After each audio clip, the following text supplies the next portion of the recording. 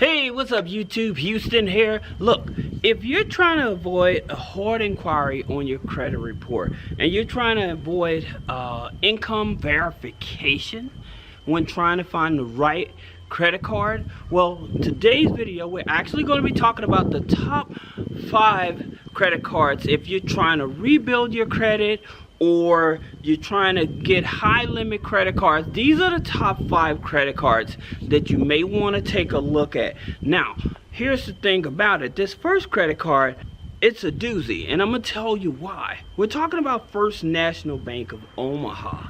Okay, now with the First National Bank of Omaha, we're talking about the Evergreen. Now with First National Bank, they pull Experian FICO 9. Okay, now some people are not familiar with them, but I tell you this: if you're trying to have a financial institution not only able to get high limit credit card, personal credit cards, but to be able to get high limit business credit cards, then you definitely want to check out First National Bank of Omaha. All right, and so I'm going to give you a breakdown of some of the things that most people don't know in terms of they may have tried First National Bank of Omaha, but there's a spread in terms of understanding about their inquiries. Okay, so with First National Bank of Omaha, all right, so you can have 4 inquiries in the first 3 months, all right, and then they will allow to apply and get approved is 6 inquiries within the first 6 months. Okay, then if you have 21 inquiries within that 24 months, then they still you still have a possibility of being approved with them. Okay, so are they inquiry sensitive?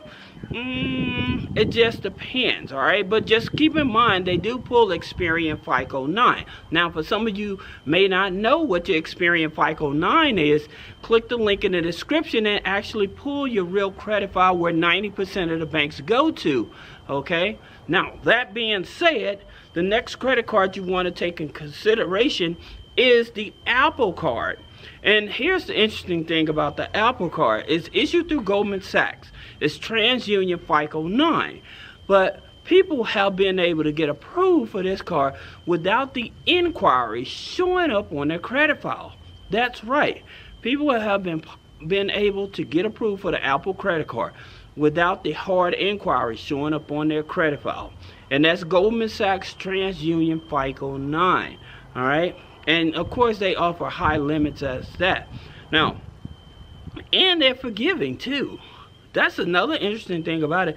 To go after the Apple Card, again, if you're around a 620, 630 credit score, you have a higher chance of being approved for this card. Now, the next credit card, you don't even have to have a social for this card, all right, or a credit file for them to work with you, and that's the Patel 1 and the Patel 2 credit cards. Now, with the Patel 1, all right, their limits go from 300 up to 5,000. And then the Patel 2 card goes from 300 up to 10,000. So if you don't have a credit file or you have bad credit, then this is where you want to start with the Patel 1. But if you have at least a 620 or higher, then you may want to go after Patel 2. All right, so if you want to get a larger line of credit. And again, TransUnion FICO 9. Now, let's talk about some of the other major banks that you're familiar with. Let's talk about Wells Fargo. All right, so with Wells Fargo, Experian FICO 9. Experian FICO 9. Now, some of you all are like, wait a minute. They're a major bank just like Bank of America, U.S. Bank, even U.S. Bank, they still pull like TransUnion FICO 9, all right? So the thing about it with Wells Fargo has the active cash card, okay? And the reason I like this card is you can have at least a 670 credit score to go after this card. Now, why I like this credit card is because of the purchase and balance transfer.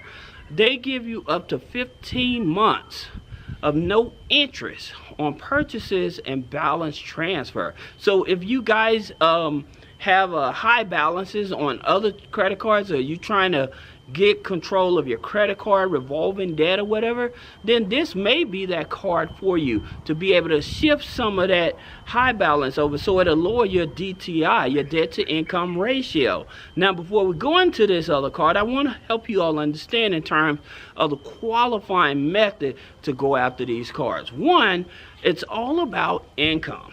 All right, and I always tell you that if you have a spouse, make sure that you include their income. If that spouse is in the household, you should be including that income on the application. If you're an individual that's receiving child support, alimony, then annuities, then you should be including that income. If you're on disability and you're renting out a room, that's income. Okay, and a lot of people miss the opportunity to get qualified for credit cards because they're not including all of their income. Now, another thing I want to add to that is the debt to income ratio. For most of these here cards, it's usually, like, with the exception of the Apple Card. Apple Card will work with you at a 75% DTI, debt to income ratio. All right, but the rest of these cards, you want to stay between 50-55% debt to income ratio. Now, how do you do that? I always tell people, if you're going to be going after these credit cards, if you have open revolving accounts, and they're smaller balance open revolving accounts, if I were you, I would pay those off. Okay, I will pay them down to zero. So say if there was $1,000 or less, I would set my accounts up from smallest to largest, and I'll pay them all down to zero if I could, and or at least under 10%. Now, the reason is, again, because of debt to income ratio, and it also shows lenders that you're not actually struggling for credit, you're actually managing credit. All right, another thing you have to also, if you have like open revolving accounts, if you have like maybe 6 or 7 accounts, I would say, let's be more reasonable, between 4 to 6 accounts that you recently opened, then I probably would chill and let those season for about 6 months. Okay, I'll probably relax on applying for credit cards and give those other credit cards a chance to season. All right, and then go after these other low-hanging fruit credit cards. All right, and that's going to help you. Now, let's talk about one of the cards that most people want to get, is in the relationship of American Express. Okay, with American Express, I always tell you the easiest credit card to go after for American Express, especially like if you're in the low 6s, say around a 640, 660, you probably want to go for the American Express Delta Gold. Okay, that's the credit card you want to go for. Now, here's the thing about it. I also told you, before you even apply for American Express by signing up, you don't have to do that. You can pre-qualify, and it would actually tell you what credit cards that you actually qualify for. So your low-hanging fruit American Express cards, again, is your Delta Gold. Now, there's another credit card that I'm excited about. It's the American Express Everyday Blue Cash. Okay, the American Express Blue Cash Everyday card. The reason is because it also has a 15-month balance transfer. I love balance transfer because, again, if I need to liquidate this here card to do some investing, maybe do a rehab or buy a car to put on Toro or something like that, then this is the card that I want to use. Again, I would be careful, because when you max out a credit card, of course your credit score drops. All right, so you want to be very cautious with that. But at the same time, the 2 credit cards that I would definitely consider with American Express, again, it's the Delta Gold and American Express Blue Cash Everyday. All right, so if you have any questions about business credit funding, personal credit funding, click the link in the description, schedule a one-on-one consultation. Thank you.